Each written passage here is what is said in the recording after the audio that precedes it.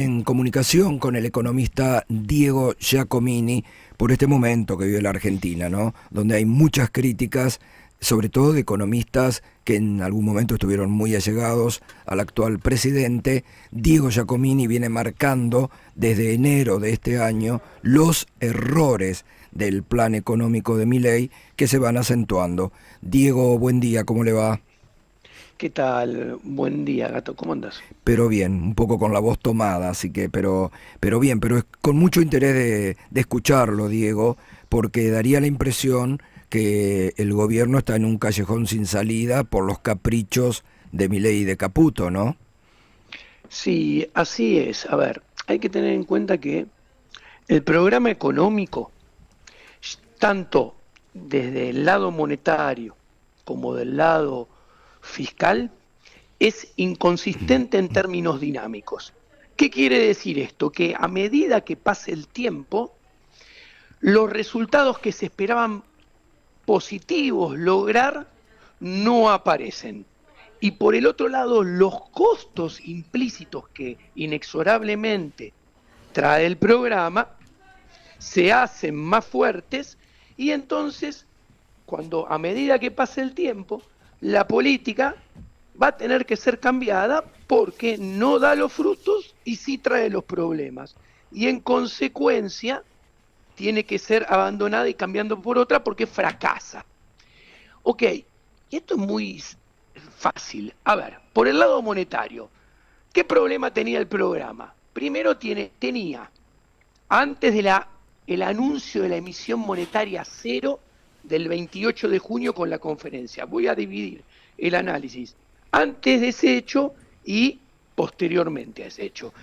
Antes de ese hecho, primero, tenías una inconsistencia entre la tasa de devaluar el dólar oficial al 2% y cuánto crecía la cantidad de dinero, que crecía muchísimo más que al 2%. De hecho, en mayo y junio la base monetaria creció 43%, los billetes y monedas crecieron en la calle 32% y la oferta de M2 27%. O sea, una expansión monetaria sideral. Ujú.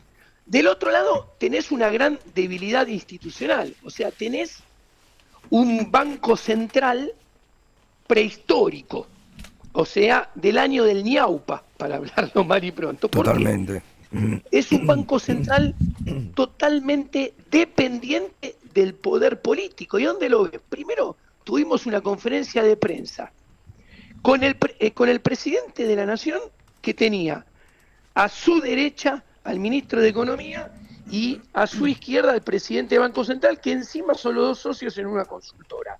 A ver, la teoría monetaria explica que cuando se da eso, cualquier programa desinflacionario va a terminar fracasando. O sea, la inflación va a tener forma de U. Primero va a bajar, después va a encontrar un piso que no lo va a perforar y más adelante se va a volver a acelerar. Del otro lado, del lado fiscal, ¿dónde está la inconsistencia? Que se llena la boca del superávit fiscal. Ahora, ¿cómo está construido esto? Primero porque licúan el gasto de la seguridad social, o sea, desploman las jubilaciones. Segundo, paradójicamente, el gobierno de Milei tiene atraso de tarifas. ¿Esto qué quiere decir? Que más adelante va a haber más aumento de tarifa y eso va a potenciar la inflación porque encima están emitiendo mucho. Tercero, es dinámicamente inconsistente porque está solventado sobre recursos fiscales que están condenados a ser transitorios. ¿Por qué? Porque están construidos sobre el impuesto país, que antes era 1.5 de la recaudación y ahora es 1.7, perdón, 7% de la recaudación, o sea, de 1.5 a 7. ¿Esto qué quiere decir? Que si quieren levantar el cepo, porque para que haya inversión, no siga la economía en depresión, tienen que levantar el cepo. Y el problema es que si levantan el cepo, tiene que desaparecer el impuesto país, que es clave para este superávit fiscal inconsistente. Y además, como si fuera poco, el cuarto ingrediente de lo que muestra que este programa fiscal y este superávit financiero no es sostenible en la película de mediano y largo plazo, porque acá, con toda la letra lo digo, si hablan de superávit fiscal, desde su lógica, lo tienen que mantener 4 años. Claro. No 4 meses o un semestre. O un año solo. ¿Cuál es el problema? Que se hace subiendo impuestos. De hecho, volvemos a ser un país donde los trabajadores pagan impuestos a las ganancias. Exacto. Ganando $1.000 por mes. Sí. Lo cual es una locura. Es una locura. ¿Ok? Total. Ahora, Diego, sí. me parece muy interesante el análisis hasta ahora. Usted dice, este es un modelo que no conduce a nada, que ha fracasado. Ahora, el presidente no solamente lo sostiene todos los días a Caputo, sino que habla de profundizar este modelo, la inflación cero.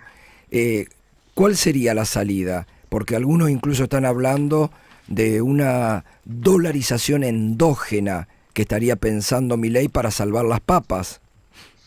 Bueno, esto es muy interesante, porque la dolarización endógena quiere decir que no dolariza el gobierno, sino dolariza la gente. Y para que dolarice la gente, ¿qué tiene que pasar? Que todos los argentinos que tengan ahorros en dólares guardados fuera del sistema, todos juntos decidan sacar sus dólares a la calle para llenar e inundar la economía argentina de dólares. Esto, de hecho, es increíble, porque si esto fuese posible, paradójicamente, el socialismo hubiera triunfado. Porque, ¿qué quiero decir? Ustedes fíjense, el gobierno de Milei, que habla pestes del socialismo, está haciendo socialismo macroeconómico en general, porque quiere, mira, que la inflación baje a 2, para que se junte con el crawling peg que él pone a dedo a 2, para después él bajar la tasa de interés a dedo a 2. Claro. Y si todo eso le da, promete él abrir el tipo, levantar el cepo. Claro. ¿Dónde se ve que es socialismo?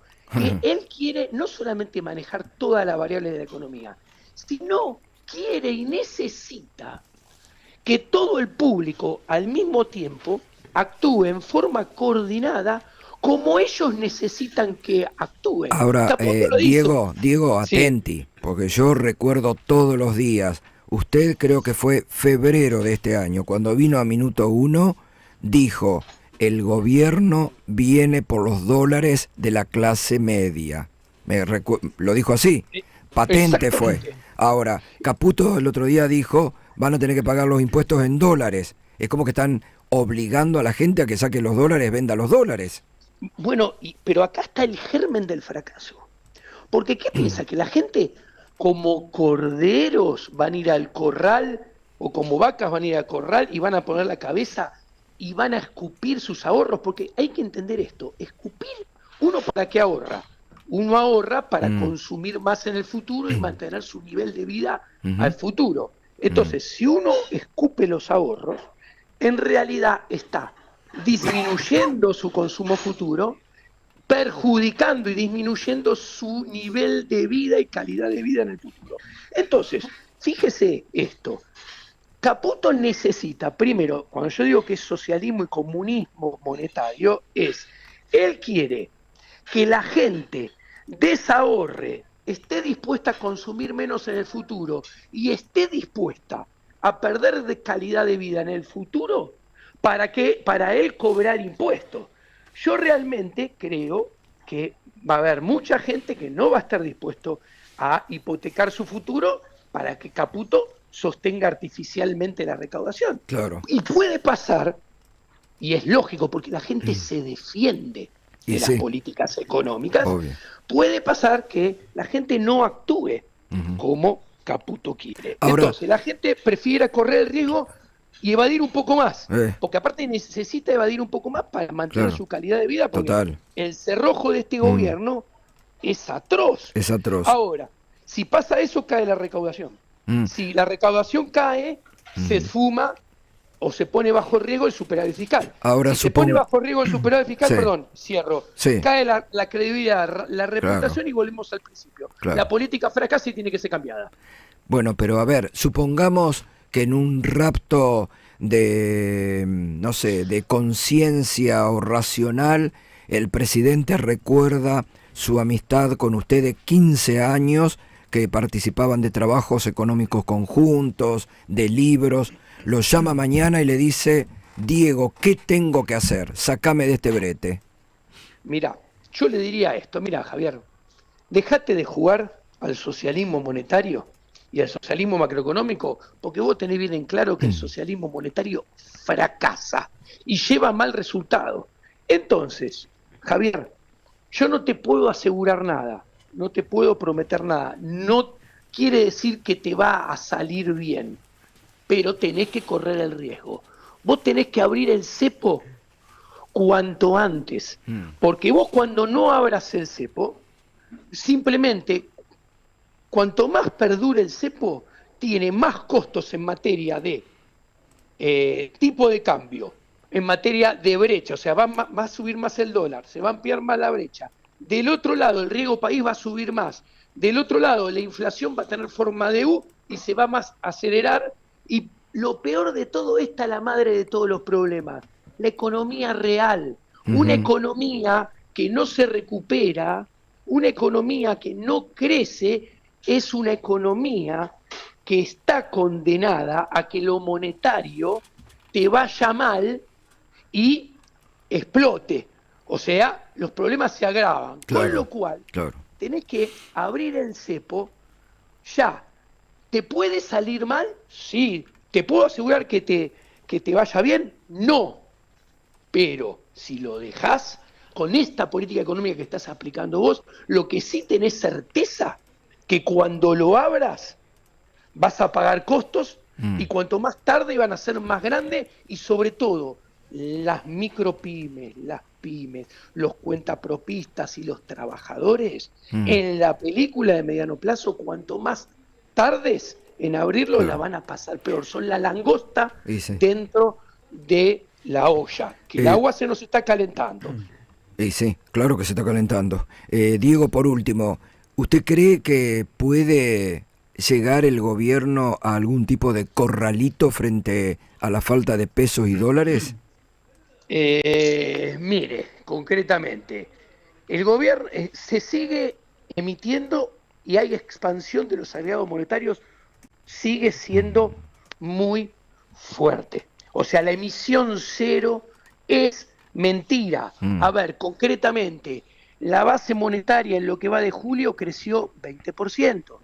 Los billetes y monedas en la calle crecieron 18.3% en lo que va de julio. Y esto es lo que explica por qué el blue no bajó nada. ¿Por qué menciono esto? Porque lo único que ha habido es que en lo que va de julio, dejaron de caer los depósitos a la vista, o sea, caja de ahorro, dejaron de aumentar los depósitos, caja de ahorro y cuenta corriente, y empezaron a caer, porque la gente volvió a armar plazos fijos. Y como volvió a armar plazos fijos, eso es lo que permitió que se le sacara presión al MEP y se le sacara presión al contado con liqui. Ahora bien, la tasa de interés efectiva que pagan por un plazo fijo es 41%. Es equivalente a una inflación de 2.5 mensuales, redondeando. ¿Esto qué quiere decir? Que si la gente no ve que ya enseguida la inflación no baja a 2.5%, que yo creo que no va a suceder, ese cambio circunstancial de julio que alivió al dólar MEP y al contado con liqui, que es que se volvieron a hacer plazos fijos, se va a revertir de vuelta y va a aparecer la presión, primero sobre el blue y después sobre el MEP y el contado con liqui, y van a estar en problemas, y hay riesgo que esto pase. Esto es un parche al programa original. Porque, a ver, Milei decía desde un comienzo, no voy a emitir nada. Sí. Entonces, y eso no fue verdad. verdad. Eso no fue nunca verdad, porque cuando vos mirás la base monetaria y los billetes y monedas, cuánto crecieron en mayo y junio, la base monetaria creció 43.6 y los billetes y monedas 32.4. Cuando los ves en el gobierno, desde que asumió, crecieron 180% y 125% respectivamente. Entonces, ¿qué quiero decir? Que esta situación, que no hay emisión cero, difícilmente permita que la inflación baje a 2.5 mensual, ya rapidísimo, y cuando la gente se dé cuenta que eso no sucede, de vuelva a correr contra el dólar, Claro. y se vuelva a agrandar la brecha, que entre paréntesis no bajó casi nada. Y no, está ahora en el casi 60%, ¿no? Es más, se lo resumo.